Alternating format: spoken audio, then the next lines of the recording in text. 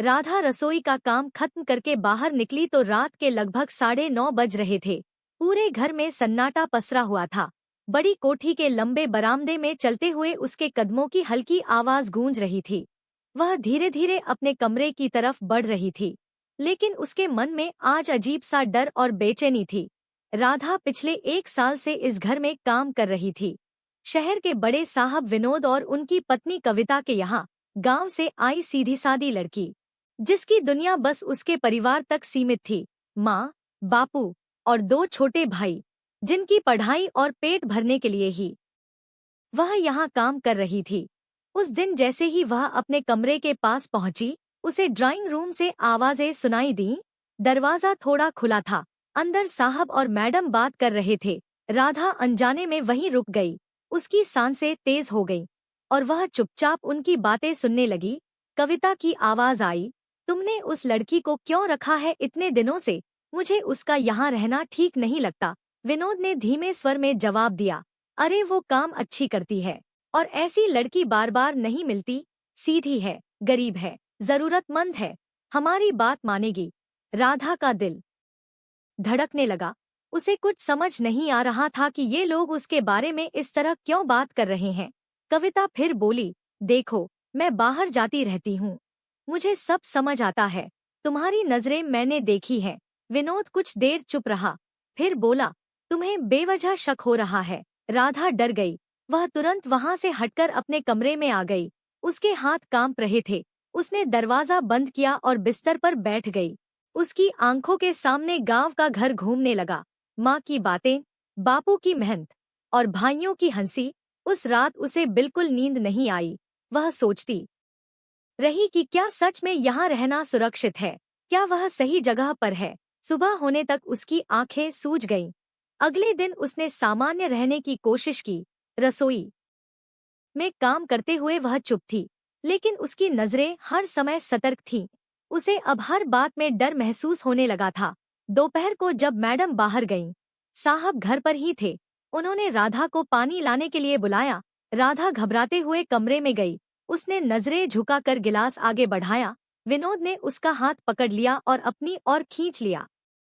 उसके बाद उसने राधा को जबरदस्ती अपनी बाहों में कसकर भर लिया। यह छूटने की कोशिश कर रही थी। साहब ने पहले उसके गालों पर किस किया, फिर उसके होठों को चूमने और चूसने लग गए। उसका दिल जोर जोर से धड़कने लगा। उसको भी हवस की मधोशी छाने लगी, परंतु इससे पहले कि वह अपना कंट्रोल खोती वह संभल गई। वह बिना कुछ बोले वहां से भागकर बाहर आ गई।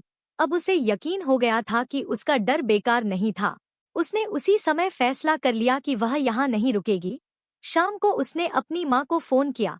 उसकी आवाज भर्रा रही थी। माँ ने पूछा, क्या हुआ बेटी? राधा कुछ देर चुप रही, फिर बोली, माँ मैं घर आना चाहती हूँ, यहाँ अच्छा नहीं लग रहा। माँ ने उसकी आवाज से ही सब समझ लिया। उसने कहा, तू चिंता मत कर, तेरे बापू कल ही आ जाएंगे तुझे लेने, तू बस हिम्मत रख। अगले दिन राधा ने काम तो किया, लेकिन अब वह पहले जैसी नहीं थी। उसकी आंखों में डर की जगह अब एक निर्णय था। उसने ठान लिया था कि वह खुद को बचाएगी। शाम को जब साहब फिर से उसे बुलाने लगे, राधा ने साफ मना कर दिया। उसने कहा, मुझे काम करना है, बाकी कुछ नहीं। उसकी आवाज में डर नहीं था, बल्कि सख्ती थी। विनोद को यह बात पसंद नहीं आई, लेकिन वह कुछ कह नहीं पाया, क्योंकि राधा अब पहले वाली कमजोर लड़की नहीं लग रही थी। 2 दिन बाद उसके बापू आ गए, साधारण कपड़ों में, थके हुए, लेकिन बेटी के लिए चिंता से भरे हुए। राधा उन्हें देखते ही रो पड़ी, लेकिन इस बार उसके आंसू कमजोरी के नहीं, राहत के थे। वह तुरंत अपना सामान बांधने लगी। मैडम ने औपचारिकता निभाते हुए पूछा, इतनी जल्दी जा रही हो? राधा ने शांत स्वर में कहा, हाँ, मुझे अपने घर जाना है। साहब चुपचाप खड़े रहे। उनकी नजरें झुकी हुई थी।